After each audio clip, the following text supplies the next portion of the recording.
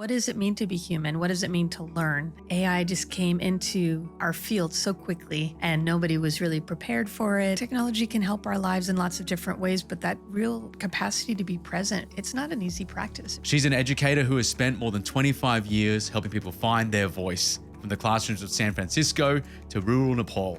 She's a Stanford University EPIC Fellow, State Department Specialist, and one of the Pollination Project's 20 teachers changing the world.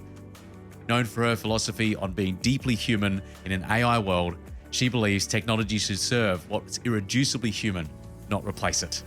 We have the inspiring Dayamudra Dennehy on the show. When something pings, it takes 23 minutes to redirect your focus. Wow.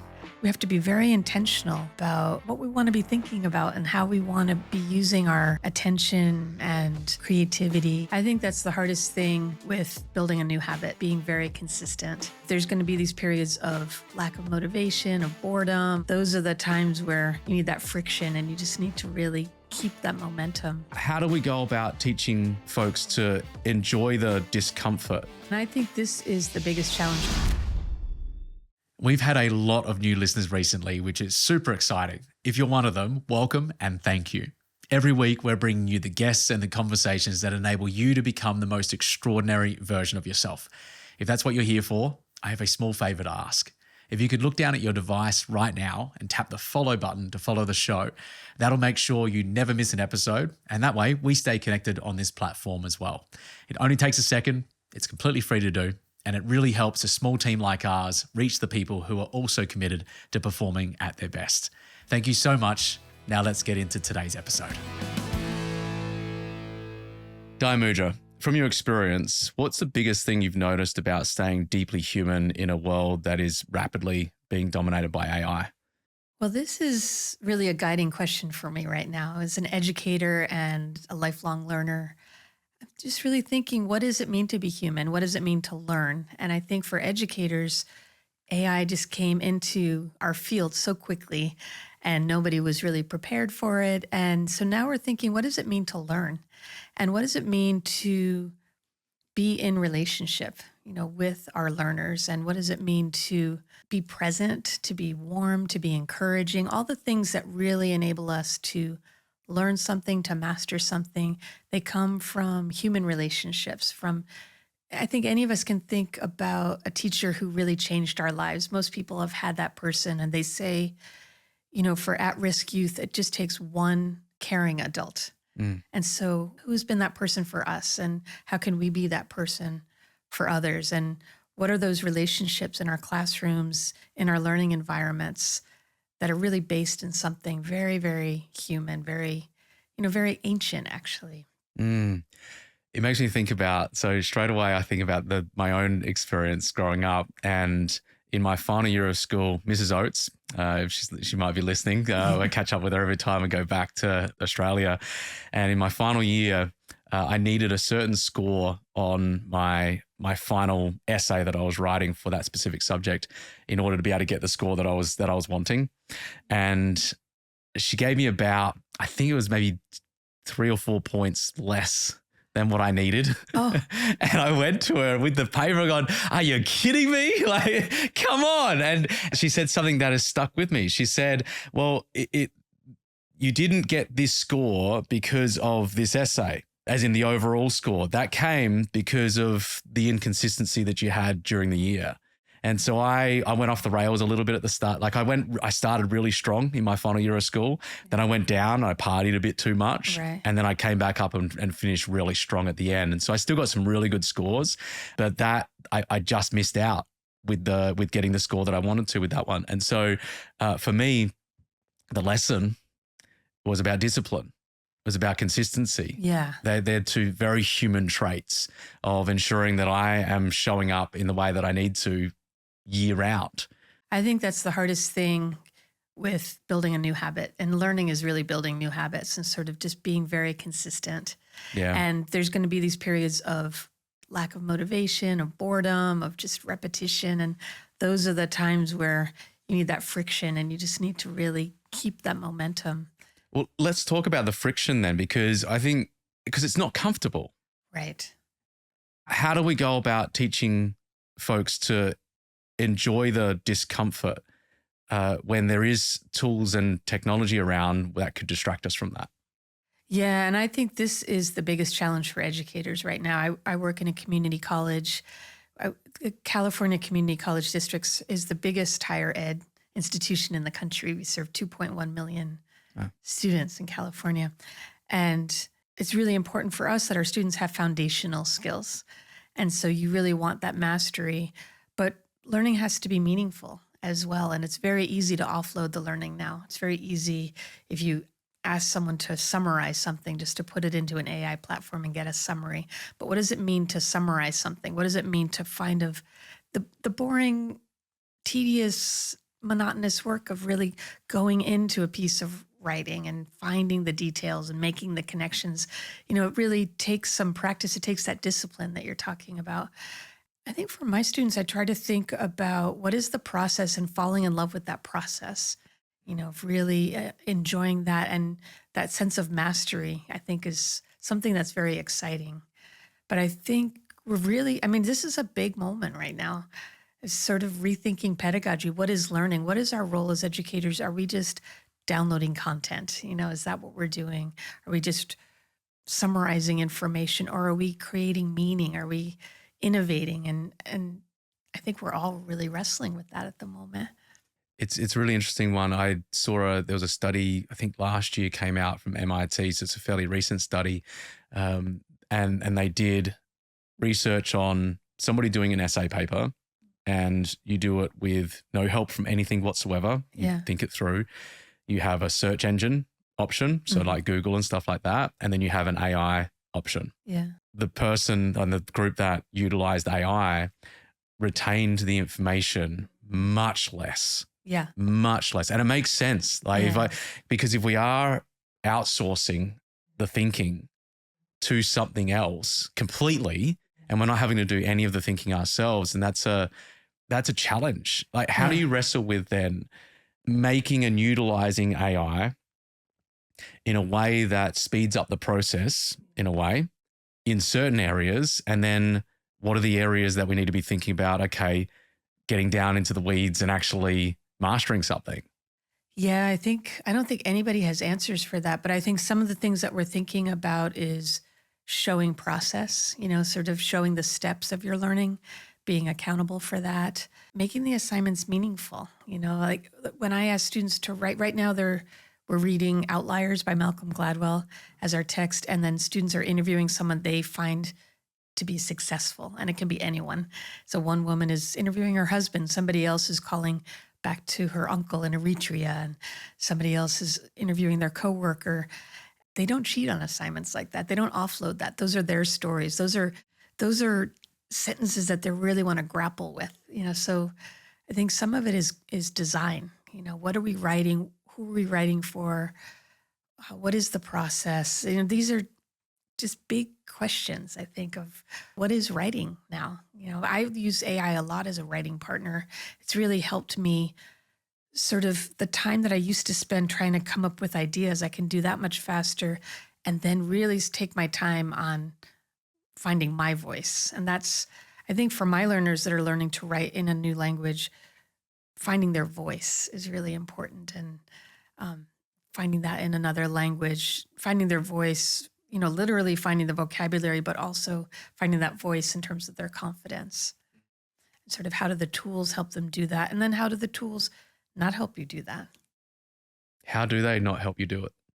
Well, I think it's that offloading, right? Of not building that mastery, or of taking shortcuts. I mean, also people are busy. And so that's also a bigger question. Why are we so busy?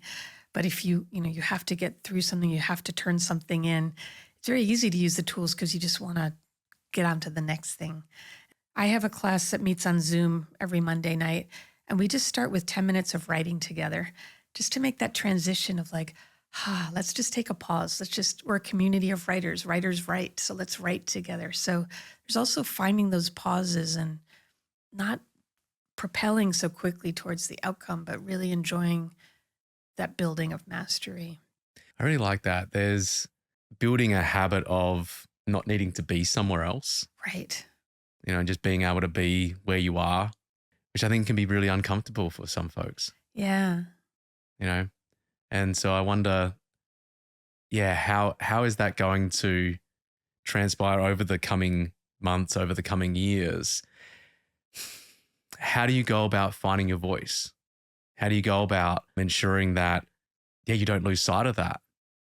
Yeah. Well, it's interesting now because industry is saying we want people who can write. We want people who have a voice, who can communicate.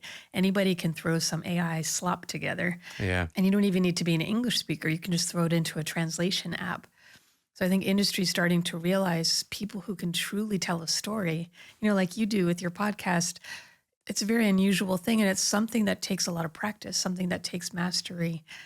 And so I find that really interesting that we kind of keep coming back to these human skills. Like the World Economic Forum puts out a list of the 10 skills for the future of work. And it's really interesting to look at that list. There's things on there like empathy and resilience and agility, sort of traditionally called soft skills. Now people are using the term durable skills. And I think that's very interesting. It's not just mastery of technology, but of these, how do you collaborate? How do you lead? How do you show up for people that we're, going back to your original question, those are the human skills that I think we're starting maybe to value even more in this technological world. We really have that human need for that connection. I think it is going to happen more and more. Yeah. It may be, I've shared this a number of times in different talks of the power of contrasting experiences, that we experience something that we really don't want to experience, and then we experience the opposite of that. We experience something that we really do want to experience. And it's only through the experiencing of the contrast that we really realize, oh, this is so important to experience. And maybe we're going through a phase right now of discovering that, of experiencing the contrast of, oh, damn, we don't want to experience this. And, oh, well, actually, this part of it actually works really well. Maybe there's a discovery process that we go through to really understand and value those skills. Because I've said for years that these kinds of skills that you're talking about, empathy, being able to communicate, listen, to be able to be disciplined, these kinds of skills should be a compulsory subject. Yeah. I believe, whether we call it emotional intelligence, whether we call it life skills, whatever it is, since my mid-20s, it has been the most valuable skill sets that I've learned, because it just continues to pay dividends over and over and over again, because you're always going to come against challenges. You're always going to come up against things that are tough and hard and require discipline. And if we're not incorporating these skills from an educational standpoint, and even after when we're still learning, I think we're doing ourselves a disservice. Yeah, I agree. It's just something that you said made me think of yoga classes, and they've done studies on when does the impact of the yoga practice kind of kick in. Like if we look at your blood pressure, or whatever kind of kinesthetic measures that we have, and so they wanted to see when is the real benefit. Do you know? No, I don't. I'm looking forward to hearing. First 5 minutes of class. Really? Because that's that pause, right? That connection of like, okay, I'm here. Just like lying on your mat, waiting for class to start, the first 5 minutes. And then everything else, it's not that it's not useful, but it's that real presence that's showing up, sort of these qualities of, I just find that fascinating, because you're doing all this physical activity, but it's actually the presence that allows the benefit. Wow. They done research on the brain or anything like that when it comes to these I'm these not pieces? sure Do you know? I also teach yoga. So it was in my yoga teacher training that they told us this. And so I think as an educator, it's just really important that first 5 minutes or that first 10 minutes is really important. As an educator, how do you show up? What's the space you create? And if you get that wrong, then I think the rest of the practice really doesn't matter, because you didn't get that initial impact. So it makes me think about the importance of presence, the importance of being in the moment, which at the end of the day, it's all that exists, right? Past is gone, future is in the future. All that exists is now. And then even as the future comes, it's still in this specific moment. And when it comes to being present, there are so many things that can distract us. Right. I remember hearing somebody talk about it where if you have your phone and you're at dinner, for example, you don't even have to be on your phone. But if you've got your phone on the table, and especially if it's turned upright, there's a distraction that's occurring. And part of it can be, oh, do you want to be somewhere else? Right. And what can happen with that, you know, if I had my iPad out and I've got my notes here, I look at it from time to time. Yeah. But if I was here doing this the whole time while we're having the conversation, you're not going to feel as connected. We're not going to feel as connected when we're having the conversation. People value presence. People value your time, and people value being in a moment with somebody else. And I think that answers your first question, right, about human. And those are the skills. You know, we're kind of chasing all these tech things, and technology can help our lives in lots of different ways, but that real capacity to be present, really, it's not an easy practice. It really takes, I mean, I think we should be teaching that in kindergarten and really valuing that first, that, you know, and you feel that when there's people that you connect with who are really present for you, just really makes your day. It really, it's a different experience. You can really feel it in your body. Yeah, I think it's going to become even more important as time goes on. And especially as I think about this a lot with the intentional or unintentional utilization of technology. Like, why are we actually utilizing it in the first place? Yeah. And for a lot of folks, it can come as a distraction. This where like scrolling through social media. I'm guilty of it at times as well. But if you're doing that just to distract, then the technology is really utilizing you, because the algorithms are there to keep you on the platform. They're designed that way. They're designed that way, yeah.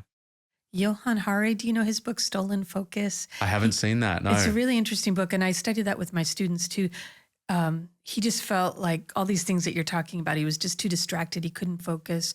So he got rid of all of his devices and he moved to Cape Cod for a couple of months. And then he went and did a deep dive on how this technology is designed. And like what you were saying before about just having your phone out, when something pings or whatever it is, it takes 23 minutes to redirect your focus. Wow. And so we're constantly doing that. And so, yeah, I think we have to be very intentional about, you know, what we want to be thinking about and how we want to be using our attention and our creativity and our time, really. It's so valuable, but it's just very easy to get kind of distracted by all the technology that's sort of around us all the time. It is so easy. It is so easy. And it makes you think about when it comes to food, this has been this way for many, many years, like thousands and thousands of years ago.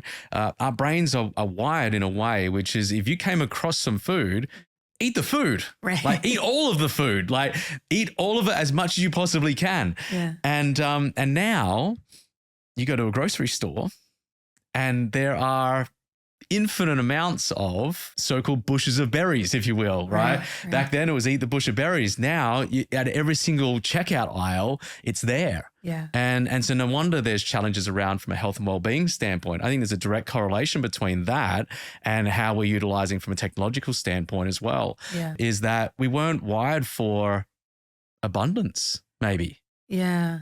That was one of my words this year. I always pick a word at the beginning of the year. Actually, that was my main word, was abundance. It's just sort of really, what's enough? What do I need? And appreciating what's there. Yeah.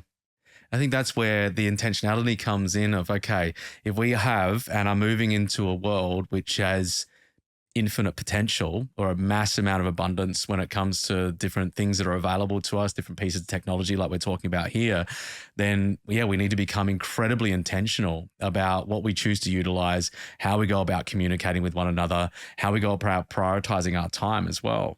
Yeah, I mean, I think there's some ancient practices too, like I meditate and I go on retreat. I did a 3-month retreat on top of a mountain, and we had to give up our phones and our tablets and everything. And when I tell people that, they're like, oh, but you had access to your phone, right? Or you had access to newspapers, right? Like, no, we had no access to the outside world. And it was just so great. You know, I just feel like it kind of realigned everything. Yeah. I had this moment, it was 2019. I was over in Europe recording music with my producer there. And I decided to take, it was 6 weeks off of social. During that time of just being fully present and fully in it, right? And just being able to record and do all the things we're doing. And I remember there was this old fort that I could walk up to. It took about an hour and a half. And I was walking up one day and I just had this thought of, well, I wonder how many masterpieces of our time, so say from the last few thousand years, masterpieces of our time, sculptures, painting, music, these pieces wouldn't have been created if they were alive today. Yeah. Because they locked themselves away in a room, right? They were months Yeah. without distraction. Yeah. And I think about it in two ways with that. One, of the need to create something and Mm. have it created now, Yeah. versus there being something masterful that's created out the back end. And yeah, the distractions. Yeah. You And know? then the discipline that we were talking about before of just, creating a work of art, of just the discipline of showing up and doing it. And maybe you don't feel like it, and maybe it's boring, It takes but you just time. keep, yeah. And that's the thing to push through. I mean, Yeah. those are the people who write the books, like they keep writing. And a lot of people are like, oh, I could have written that book. Yeah, but you didn't. You have to sit down. You actually have to do the whole process, find a publisher, find an editor, the whole thing. Well, it's easy to say you can do something or you Right. could do something, because then you don't have to do any of the work that's actually required to get that stuff done. Right? Yeah. And then I guess it's finding like, what is the magic of it? What is the joy, the pleasure? I think that's also something really important, like the pleasure of doing the work, not just the outcome, but just the pleasure of doing it. It's about being in the moment and being able to, like, there's something pretty satisfying about doing something difficult, Right. right? Yeah. And actually seeing it through. And I have this with the piano. The guitar I've been playing for a number of years, but piano has been more than 30 years now. And there's times where I'll sit down and as I'm playing and just witnessing my hands going in a certain directions Yeah. and sometimes being amazed by it. And then there's moments where I'll like look back and reflect on while I'm playing, going, there's more than 30 years Yeah. that you've been doing this, that this is why this is the Yeah. case. Yeah. And that experience, I think, can only come through dedication for decades Yeah, and towards you something. hear about like master musicians, they still do their scales every day. Yeah. They do just the regular practice, and they're not composing great things at every minute. They're really just showing up every day. And writers too, of just sitting down and writing, Yeah. just doing the work of it. You mentioned about a little earlier about finding your voice. What is Mm. finding your voice?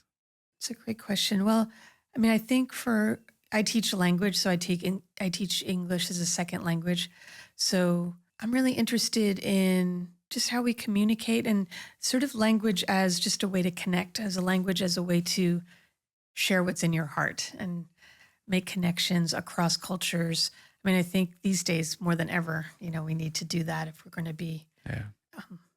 find any kind of global peace. It's like, what is the communication? And so finding your voice could be, pronunciation, could be public speaking, but also, what is your story and how do you want to tell it? And finding that courage and kind of pushing through some of the shyness or the feeling of, I don't belong in this space. That's something I think is a core value to me, is just this idea of access. And sort of my educational journey, as I was looking back and preparing for this interview, is thinking about, I started a school in India with caste oppressed students, and, students that were just told, you don't belong in public space. This is a whole population that was told you had to live on the outskirts of the village. And that's still sort of in place. And that's in place even in classrooms, students being told, well, you need to sit in the back of the classroom. They call them the backbenchers, So what's it like for those students to be invited into the center, of the classroom and say, this is your space?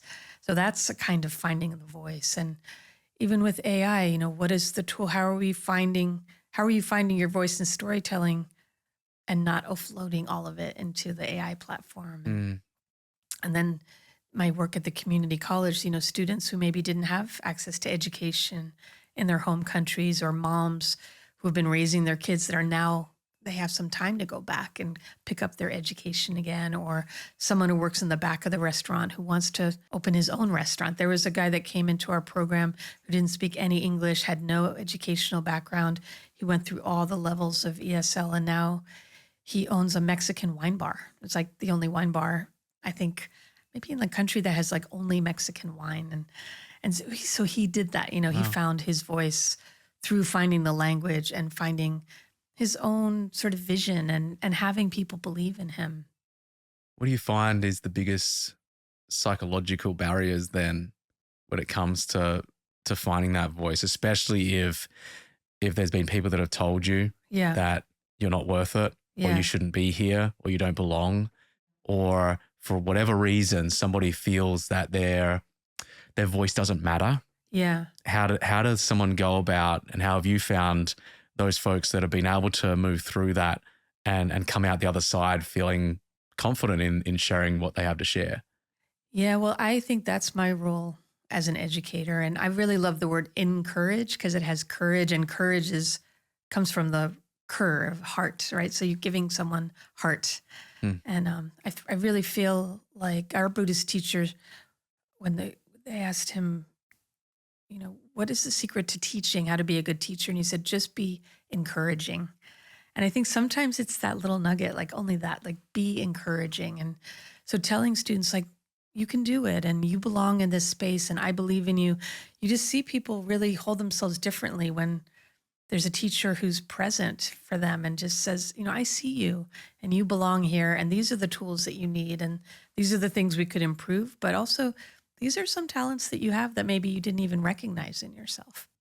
It can be, I've found from the work that I've done with clients over the years that, that sometimes it takes the coaxing out for somebody to be able to see Yes. what it is that somebody else can see so clearly.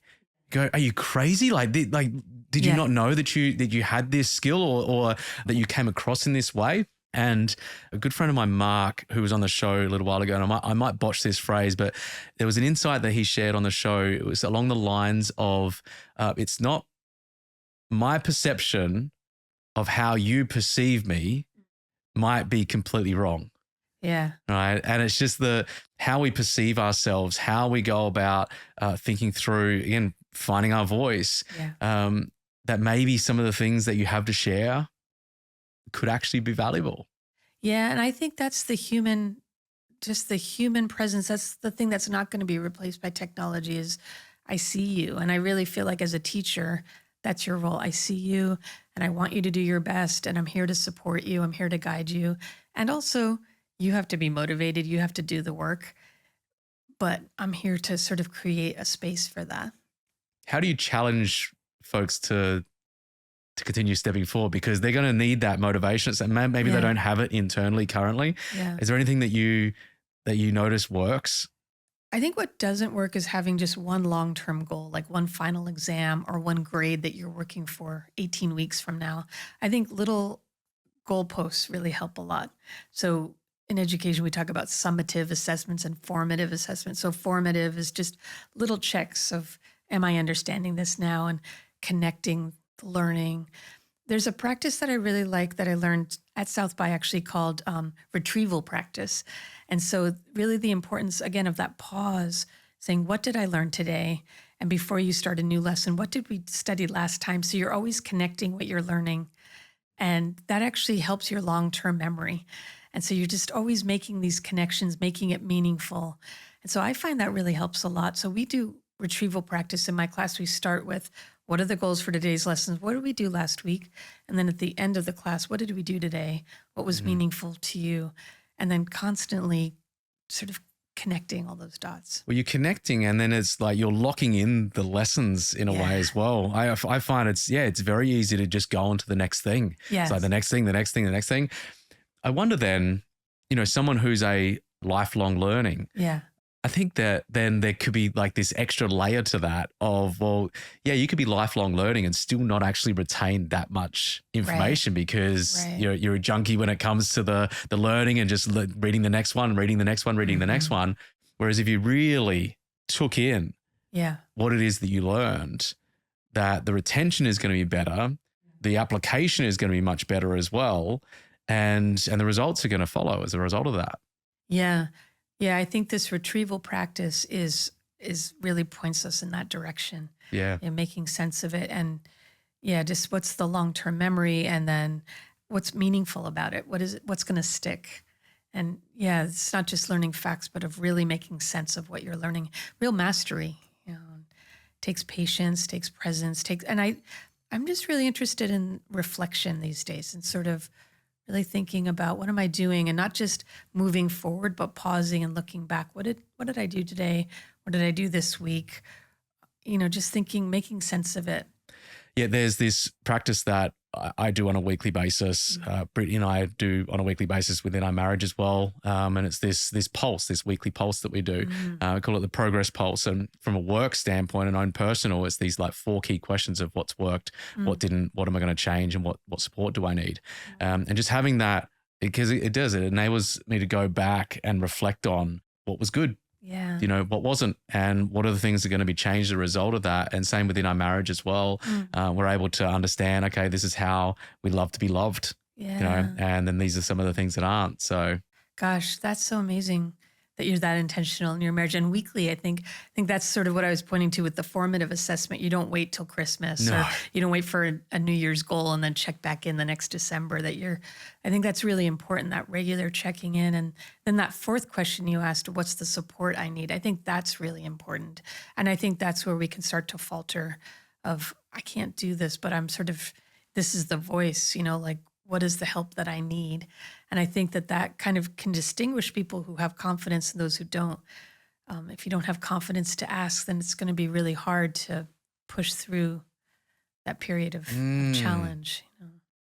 That's interesting because, yeah, if I don't feel confident, or if I don't feel like my voice matters, I'm going to be less likely to reach out for help. I'm going to be less likely to ask a question. Yeah, that's right. Yeah. And that, it makes me think about like an analogy of driving a ship, right? And if you're driving that ship, you've got steering it 1 degree, 2 degrees, you're able to stay pretty on course.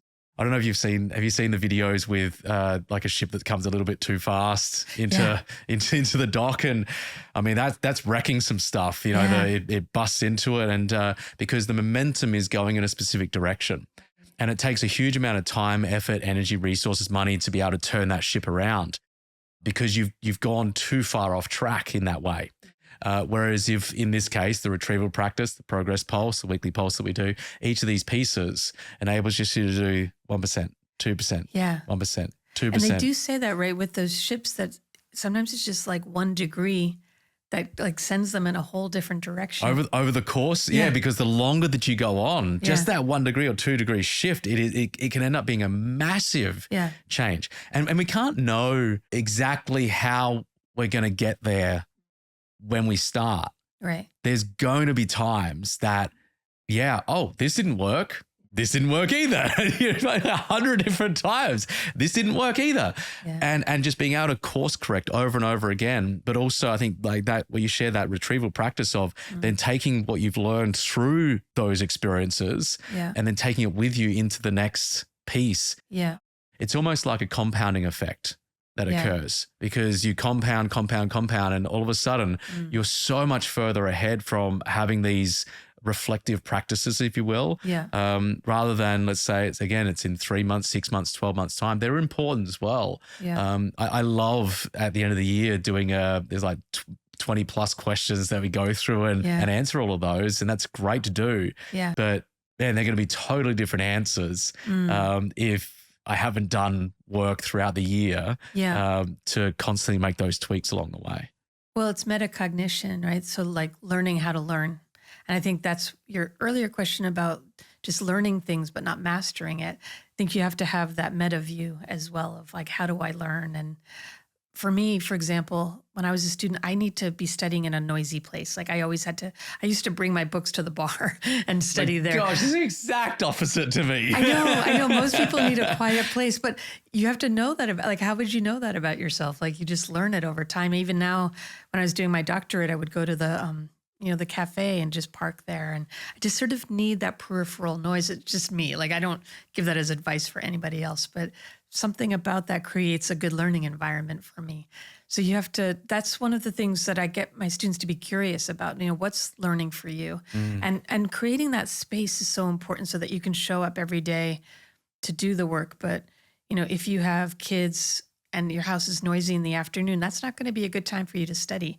But when they go off to school, maybe that's when the house is quiet, or maybe after the kids go to bed, or, maybe you don't have kids, maybe you have roommates and maybe they're really noisy making dinner. So you've got to negotiate when is the quiet time in the house. So all of those things being very intentional about creating the space. And the space, I love this too. I learned in meditation kind of on a visceral level, but the space around the space, Mm. of like, okay, not just like now I'm showing up, but sort of what are the conditions I create to kind of, the desk is ready and I know that I need a cup of tea or whatever it is that I need, the space around the space. There's such wisdom in what you shared, because this is about becoming incredibly, one, intentional about how you're shaping your life, but it's knowing how to shape your life and what to shape it into that would enable you to perform at your best. And we're all different, Yeah. right? I get up at 4 to 5 a.m. every single morning, right? Without an alarm. Yeah. And that means I've got to be in bed super early. It Yeah. means that certain evening activities are just out for me, Yeah. unless I stay up late, and then I know I'm still going to wake up at like 4 to 5 a.m., which means I'm going to be on less sleep, and that's not okay, because I know how impactful a quality night's sleep is. Yeah. And so knowing, and I think that's what comes with age, Yeah, right, for and sure. time, is that over time we understand, okay, these are the things that bring me joy. These are the things that bring me fulfillment. These are the things that enable me to study. These are the things that enable me to work at my best and be at my best. Yeah. And I think the clearer we can get at that through testing out different ways of doing things, and then like remove the things that are not a fit. Yeah. Like get rid of those pieces. Well, I love that if you get up at 4, then you do have to be very clear about when you're going to bed. And I think on this sort of theme of deeply human is rest is so important. And, Yeah. People aren't sleeping because we're always on our devices. So how do we get enough sleep? Like we're very sleep deprived, and that really is messing with our brains. So that's something I'm very intentional about with my students too, and setting goals around when are you not on the computer, especially if you're an online learner. Sleep, basic sleep, but also rest and having fun and being outdoors. Those are things now we have to be very clear about in our lives. And I don't have kids myself, but people who have kids of really just creating family time for that too, of just like, we're not plugged in now. This is rest time. We don't have our phones at the meal. This is the time when we're going to bed or whatever. And just making sure that our bodies are rested. Yeah, there was a book that I read a while ago. I can't remember the author, but it was I think it was called Reclaiming Conversation. Yeah. Really good book, and a lot of studies on being able to come back to real conversation and removing those pieces. And that when we do that, there was a study I saw. I can't remember the exact results, but I think the New York Times reported on it. These were kids that were addicted to technology for 30 days. Right, they came in and it was an hour you could be on your device, and the remaining 23 hours you were out doing things and experiencing things. And there were a certain number of those kids that after the 30 days, these are kids that again that are addicted to technology. After the 30 days, didn't even want the hour.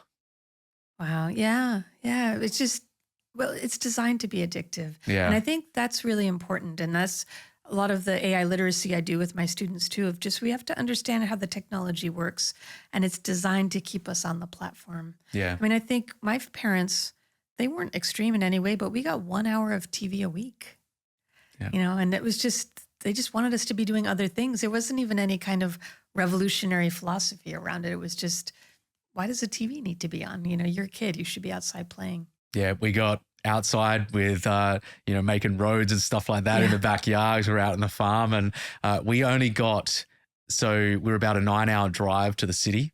So it's a long way from anywhere. And we would go there most holidays for time with family over there. We had cousins and that. And that was the only time that the Nintendo Game Boys came out, right?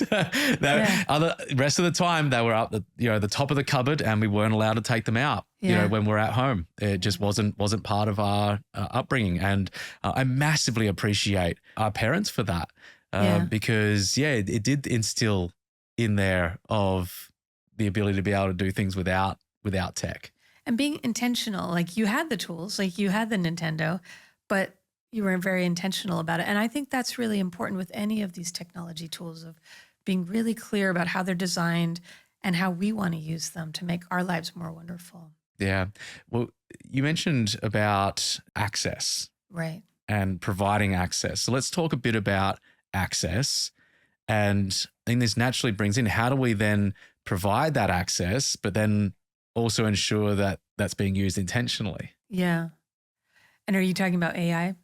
AI, education, Yeah. language, anything that is providing access, because I think providing access for those who wouldn't otherwise have it enables them to get the power of it.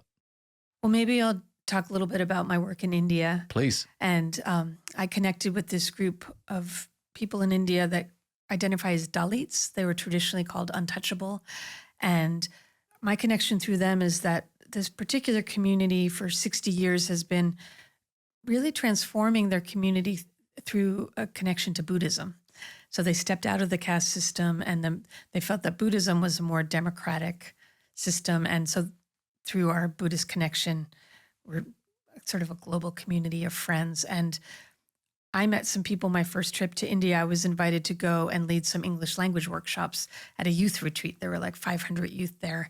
And the students were just telling me, like, we really need English because we want to tell our stories, and English will really help empower us. And we want to be able to tell our own stories. We don't want other people telling it for us. And so over time, we created these friendships, and we ended up creating our own school. It started very small. It was sort of just an after-school program at first, and then created a residential program for like 10 boys. And then we brought girls in. And it was just really amazing of these students. They were all high school dropouts in our program. And we were talking earlier about asking questions. And one of the things we really had to train these students in to find their own voice as learners was to help them ask questions and to help them understand that asking questions is part of the learning process. And they reported back to us, because I did my doctoral dissertation on these learners and I interviewed them, and that was really interesting, both the teachers, the administrators, and the students. And they were like, I really had to learn how to ask a question. The teachers had to be very consistent of, you can ask as many questions as you want. And even sometimes the students would say, teacher, would you come and work with me one-on-one because I'm just getting overwhelmed in the group. So teaching them how to ask questions was really unlocking sort of their own power as learners. And I found that really surprising. I didn't sort of imagine that that would be the most important thing in the work we were doing. And then when they were able to ask questions, then they were able to sort of unlock their own curiosity and get on their own learning path. And then we had to just sort of be there to answer their questions and guide them in their learning. But they were actually quite motivated to do it themselves. There's something beautiful about asking a great quality question, Yeah, right? There's just, because it opens up. It either opens up a conversation. Yeah. It opens up your own mind and gets you, like you mentioned, curiosity is a huge piece of this. It opens you up and gets you curious about what might be, Right. or what could be. Yeah. Or how might I think about this? How might I solve this? And if you can get really good at asking great quality questions, whole worlds open up. Yeah. And that's the Socratic method, right? That's a traditional way of teaching, that the teacher just asks questions to the students and you just kind of work through the learning process through a back and forth around questions. Yeah. So then access for folks who might not otherwise have access to it. Why is that important? And then how do we go about ensuring that that actually occurs? Well, I didn't expect to be working in India for 15 years on this project. And it was just something I did on the side. I did fundraising from friends and family. It was a very small project that just kind of kept growing. And it was something, that community really identified education as the important piece that was going to really transform their community. And it did, actually. We've trained thousands of students now, and this program has grown. It's a residential program. And then we've created like a level 2 program so that students could stay longer, and they've graduated high school. They've gone on to start their own businesses. But that access to education, and we had to create a new model, because being in the public school system for these students, the inequality that was built into the structure of that society was built into the school system. So they needed to create their own model where they were in the center, and they we're learning with an arts-based curriculum and a lot of kinesthetic learning and learning their own history and civil rights stuff and social justice stuff. And so all of that was just a new model, and it really engaged students. And then sort of the word spread. And then people were like, I want to send my kids to this school because they could see that the students were really successful. Mm. How do you then think about access to those who maybe don't have someone like you creating a school in a specific location? I think about this with, I know access to internet and stuff like that is much better than what it used to be. Growing up, we had 11 people in my graduating class, and for my subject of music, I had singing lessons over this piece of technology called open access, which was basically a landline on speakerphone, and that was it. Now we've got Zoom and Teams and other platforms, but it does make me think about a lot about access, and that especially as technology advances and continues to advance at such a rapid rate, if we're not providing access, and that goes for high-speed internet, access to these tools at rates that would enable anybody to be able to get the education that they need, then there's going to end up being some massive disparity, I feel.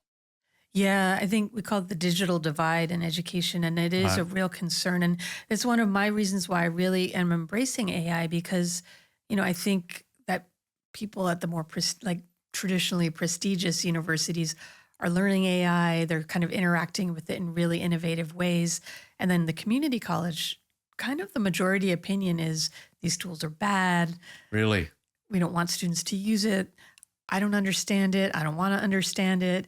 And I think that gatekeeping it's actually a social justice issue, because I think our students that are just getting access to education really need access to everything. And I think doing it in a way that's very thoughtful, so bringing in not just digital literacy, but I'm calling it digital fluency. So understanding how the tools work, how to protect your privacy, how to use the tools in a secure way, understanding how they're designed, but also just being masterful with the tools and being able to use them to do your work, because you're going to be expected to use these tools in the future.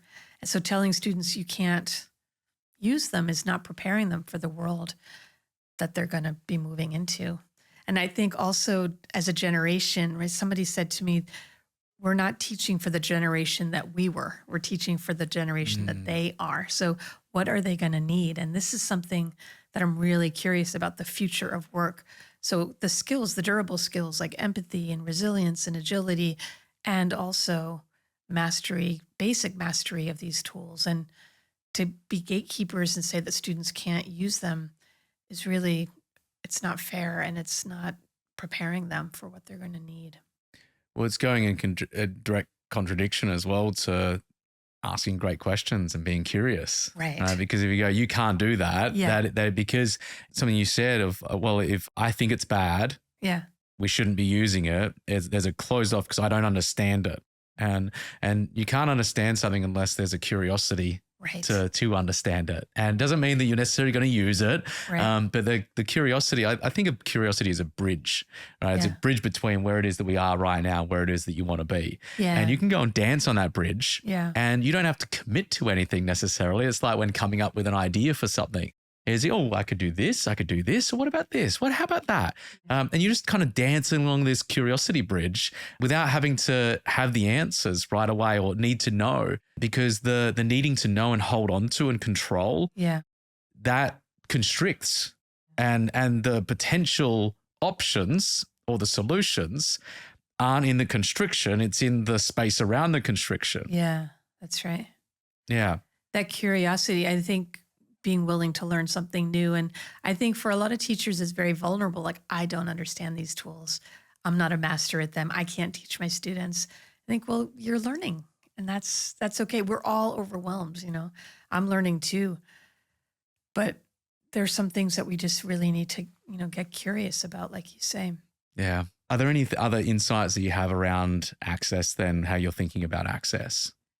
Well, when I think about populations that I've worked with, starting in India, that I was really just so inspired with the way people are solving their own problems. And coming in from the outside, I really tried to just really listen and think what's needed here. And when you can be present for people, give them the courage to solve their own problems, they come up with their own solutions.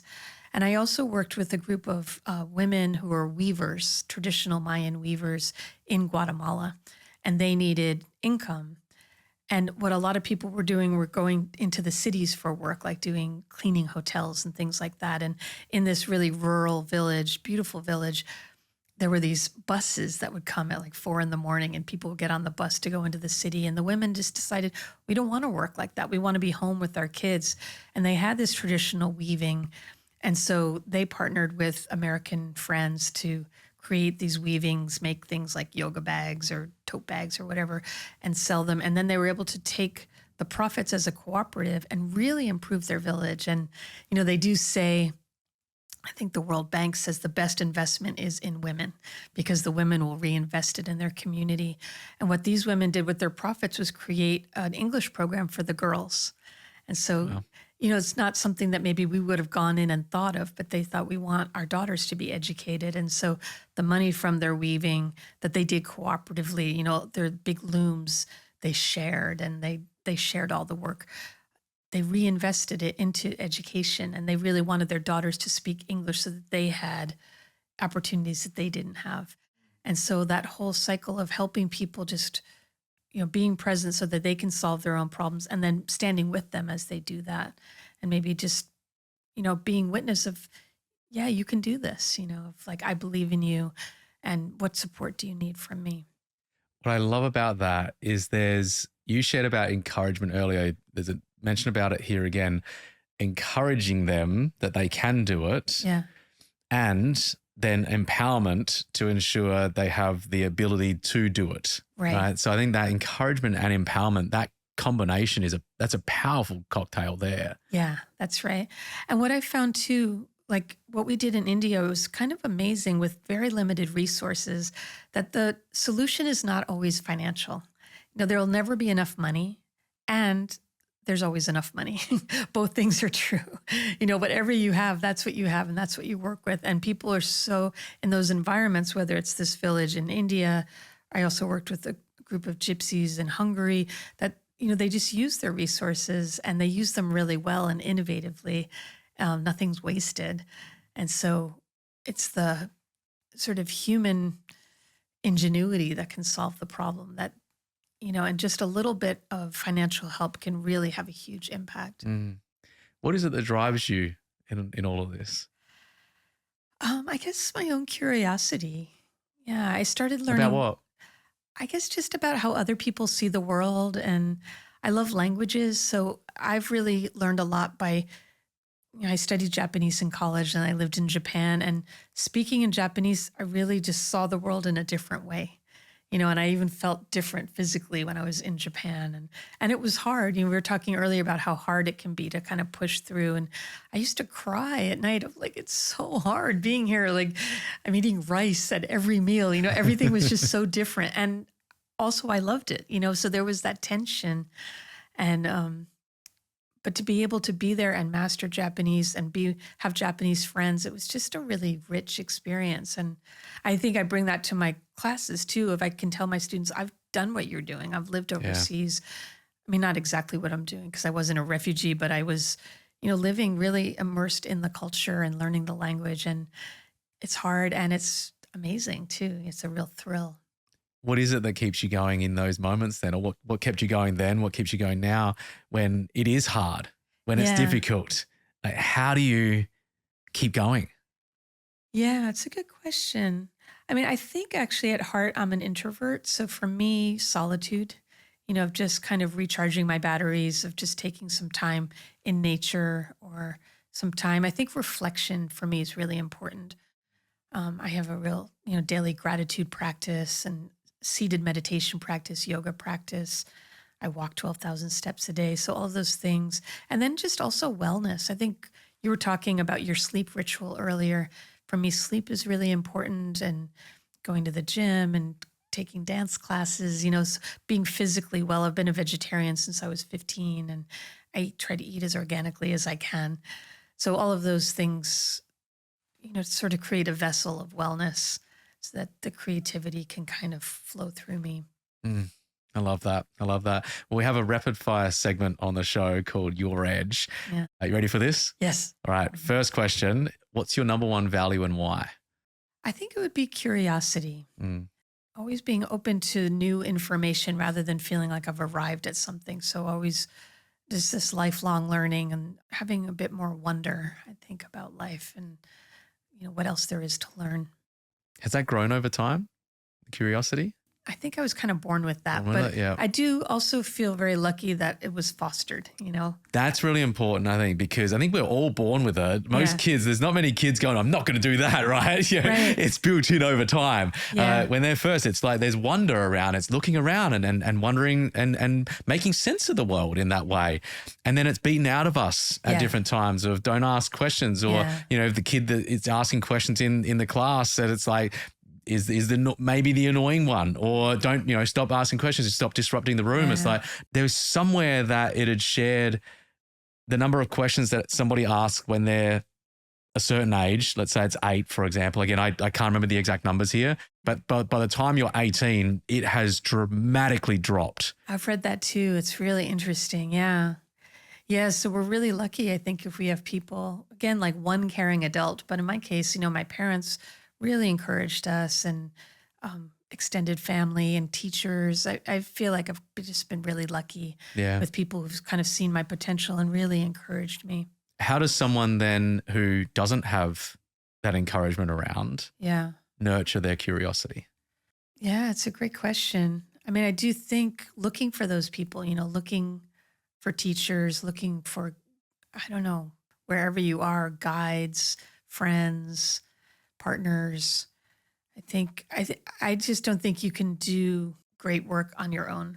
I think we're interconnected, and we need friends that we can bounce ideas off of, and partners and family members. And I don't know, even the person driving our lift to the destination, the person making our coffee, they could be those people. You don't know, the people opening the door at the hotel.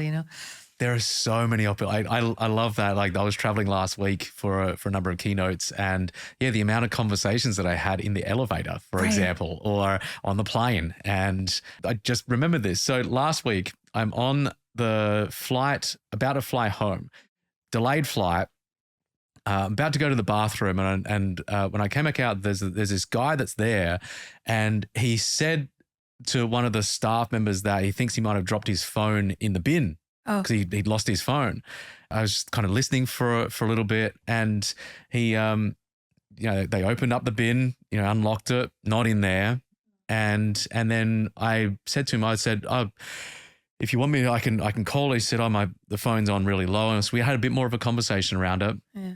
And I said, well, check with each of the gates. You never know. And I said, there's good people. Yeah. And he was about to board the flight, and he seemed pretty calm.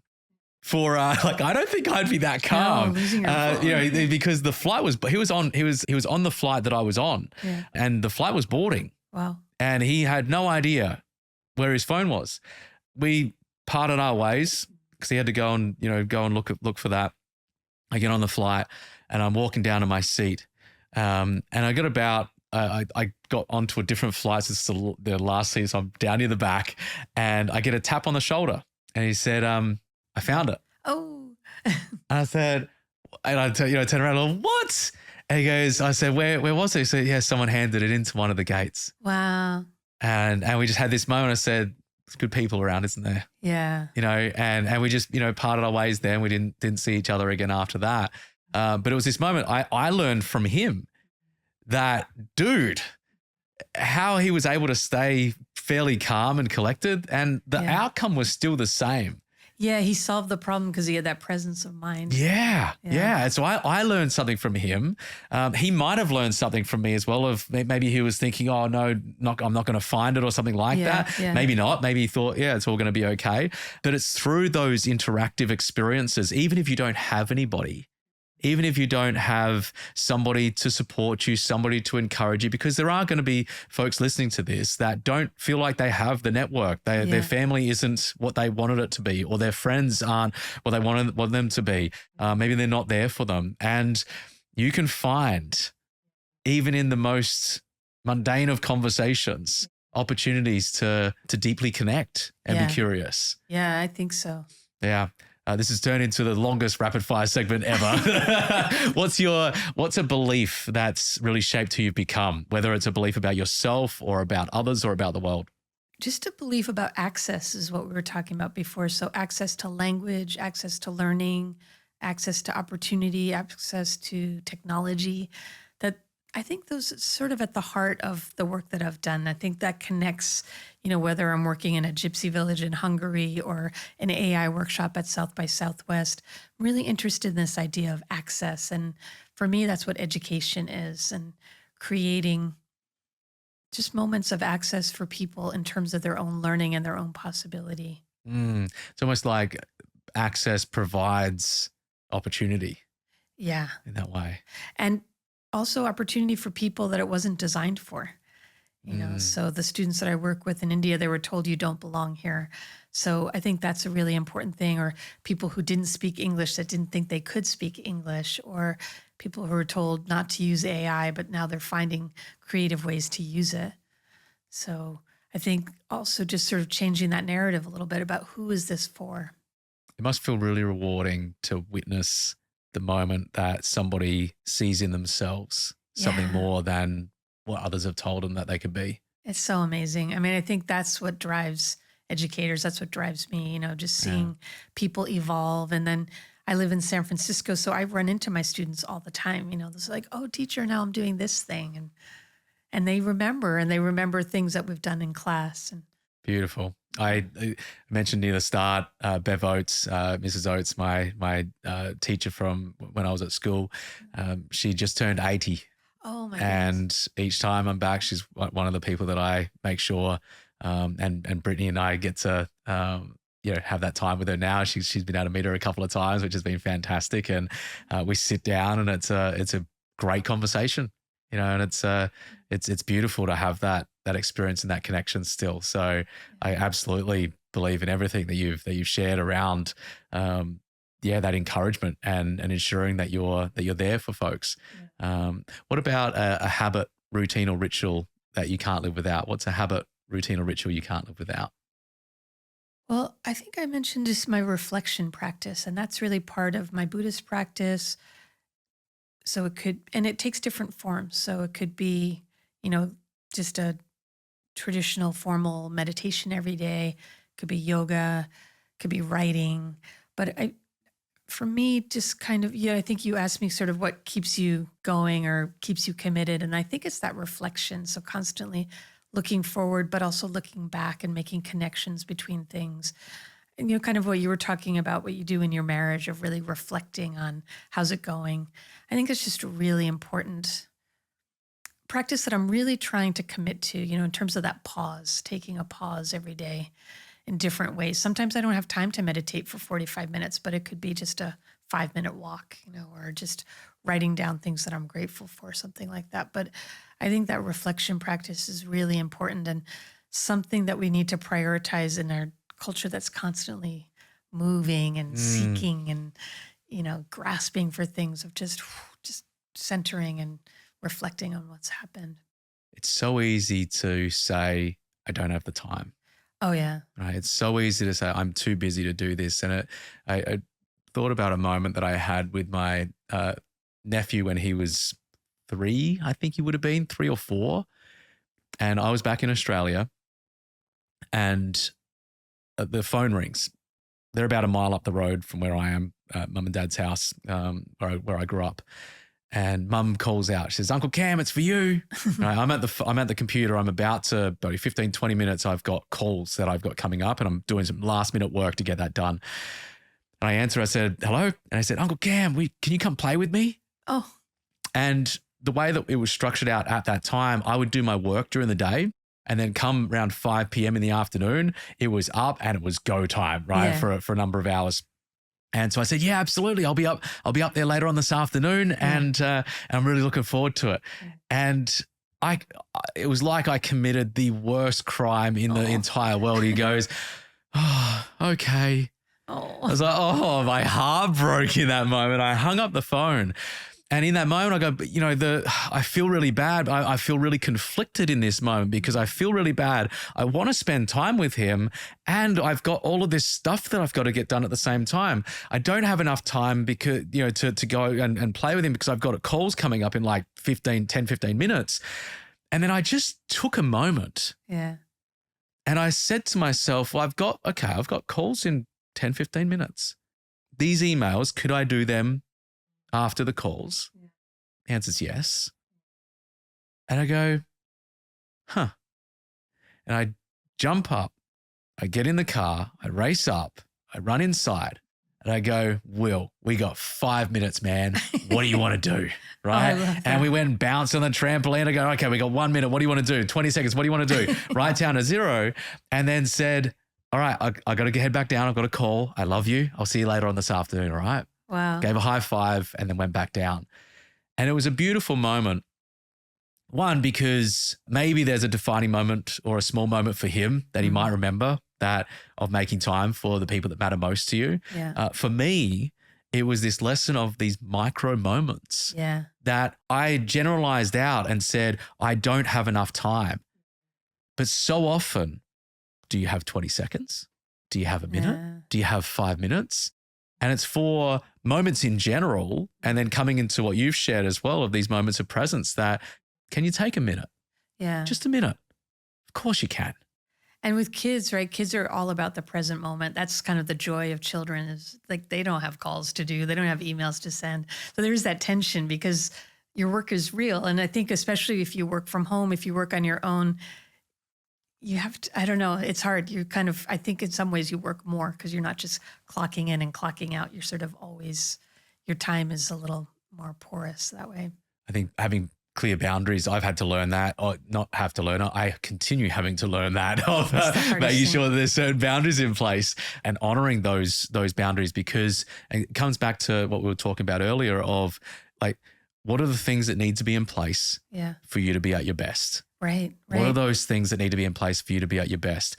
Who it is that you need to be connecting with? What are some of that time that you need for yourself? If you're an introvert, you're going to need more time to yourself than somebody who's an extrovert who gets energy from actually being around people, right? And so ensuring that we've got clarity about those pieces, but then honoring that. It's really hard, I think. Because I do a lot of work on my own too and online. And I thought about during COVID of like actually getting a time card where I was like clocking in and clocking out. Such a good idea. Now I'm working and now I'm not working because I kind of felt like I was always working.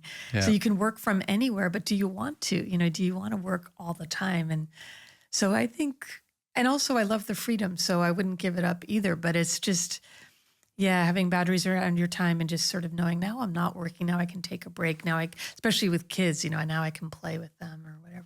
Well, I love the idea. I think maybe I'm going to get a time like a time card thing because there is such a lot of wisdom in that because there's a pattern interrupt. It's switching physiologically, doing some kind of switch. Yeah. I've done this with a number of clients before. One, it was actually during COVID. One of my clients on the coaching side, working from home, doing a lot of work, and it was blending together, right? The work and the life. And so his role was, where he was in the world, there was very, very strict limitations on where you could go. And so you could only go, I think it was like a 5 mile radius that you're allowed to travel to during the time of COVID. And I said, okay, you've got 3 choices as to how do you get to work and how you go home each day. You can walk, you can ride, you can drive, right? And so if you drove, you get in the car, you exit out, you drive around the block, you come back in, park, and then you go in the house and you're going to work. You go home, you've got the choice again. You can walk, you can ride, you can drive. Yeah. And each of those pieces, it was a way of shifting it. Another example I gave many years ago to again, this person struggled to distance themselves or separate work from life. Even though they were still working in the office, they found themselves bringing work home. And it's really easy to do. And so he had 2 options. One, he could go sit on a park bench that was on his way home, if it was a nice enough day, and just spend 3 to 5 minutes, sit there, get yourself into a neutral space, and then you head home and then you're in work in your home mode. Yeah. The other one was a metaphorical hat rack at the entrance, and you take your work hat off pop it on the Mr. metaphoric. Rogers, right? Yep. And then I haven't actually seen that. Is that's a Mr. Yeah, he takes off his jacket and puts on a cardigan. That he does. Yeah. Yeah. Awesome. I love And that. changes his shoes too. I feel so robbed of my childhood because we didn't have Mr. Rogers. I've heard, I just heard talk to so many folks that absolutely loved him growing up, and I'm gonna have to go back and maybe just go through and binge the entire series of him. Well, that is a really important ritual in Mr. Rogers. He comes in and he sings a song as he comes in. Yep. He takes off his jacket, puts on his cardigan. And I heard that his mother actually knitted those cardigans for him. So No that's like way. a whole thing. And took off his work shoes and put on his sneakers. I don't know. I felt like that was a real lesson for children too, of sort of like we're leaving the outside world. Now we're home and we're in our home clothes. These are our play clothes. Yep. For me, when I started teaching more online and less in person, it was one of the hardest things that I realized that I didn't know that I missed until I started missing it, but was the walking to the classroom from my office and then walking from the classroom that, sometimes students would walk with me. I would always sort of reflect on what had happened in the class that day. I would, get to my office and write down ideas for the next time. There was that sort of space between things. And I've had to now actually, when I finish teaching an online class, I go for a walk in the hallway of my building, like just to sort of reproduce that sort of that journey and that sort of walking meditation of like, what just happened in that class? What I love about that is you were already going through that retrieval process that you heard about at South by Southwest. Yeah. You've been doing that. Right. Yeah, that's right. Yeah. Yeah. And putting a name on it is really important. I think that's one of the important things about language. You're framing it and you're valuing it. Yeah. Yeah. It's been a great conversation. Yeah, I've loved it. Thank really, you really so appreciate much. you coming Thank on the show. How can people come to find out more about you? Where can they go? I think the best way is on LinkedIn. I'm in conversation with people there every day. So my name is easy to find, Dayamudra, and come join the conversation. Thank you. I appreciate it. And for those of you tuning in, we'll have everything that was mentioned in the show notes linked at CameronAtlas.com/podcast. We've got some great new guests coming up. So make sure you hit that follow button, leave a comment. And until next time, go write the next line in your story. Thanks for tuning in, and we'll see you next time here on The Edge of Possible.